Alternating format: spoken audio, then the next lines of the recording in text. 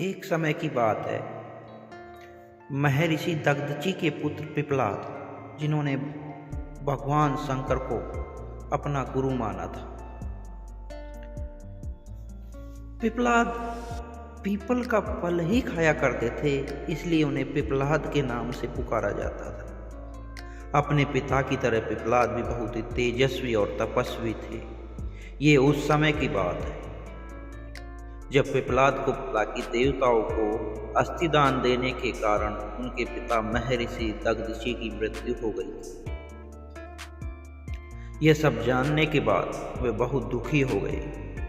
उन्होंने देवताओं से अपने पिता की मृत्यु का बदला लेने का फैसला लिया और यह निश्चय करते हुए वे भगवान शिव शंकर को प्रसन्न करने के लिए उनकी पूजा तपस्या करने लगे और वह इसमें सफल भी हुए। भगवान शंकर उनकी तपस्या से प्रसन्न हो प्रकट हुए और उन्हें वर मांगने को कहा। तब पिप्पलाद ने भगवान शंकर से कहा कि भगवान मुझे ऐसी शक्ति प्रदान करें जिससे मैं देवताओं से अपने पिता की मृत्यु का बदला ले सकूं। भोलेनाथ पिप्पलाद को तथास्तु कहकर अंतर्ध्यान हो गए।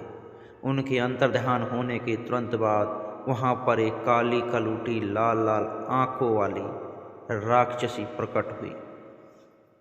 उसने पिप्पलाद से पूछा, स्वामी आज्ञा दीजिए, मुझे क्या करना है? पिप्पलाद ने गुस्से में कहा, सभी देवताओं को मार डालो। आदेश मिलते ही राक्षसी पिप्पलाद की तरफ झपट पड़ी। पिप्पलाद अचंभित हो चीख पड़े, यह क्या कर रही हो? इस पर राक्षसी ने कहा, स्वामी अभी अभी आपने ही तो मुझे आदेश दिया है कि सभी देवताओं को मार डालो।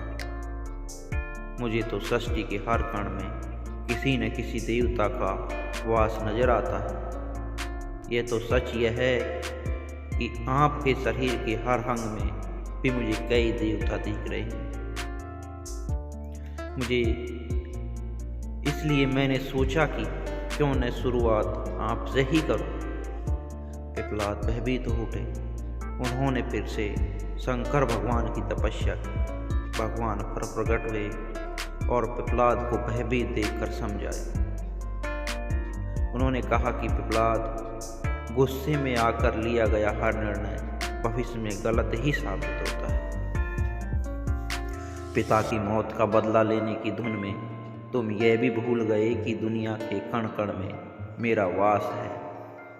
तुम उस दानी के पुत्र हो जिसके आगे देवता भी भीख मांगने को मजबूर हो गए थे। इतने बड़े दानी के पुत्र होकर तुम भिक्षुकों पर क्रोध करते हो। यह सुनते ही पिप्पलाद का क्रोध शांत हो गया। उन्होंने भगवान से क्षमा मांगी। इस तरह हर बार देवत्व की रक्षा की।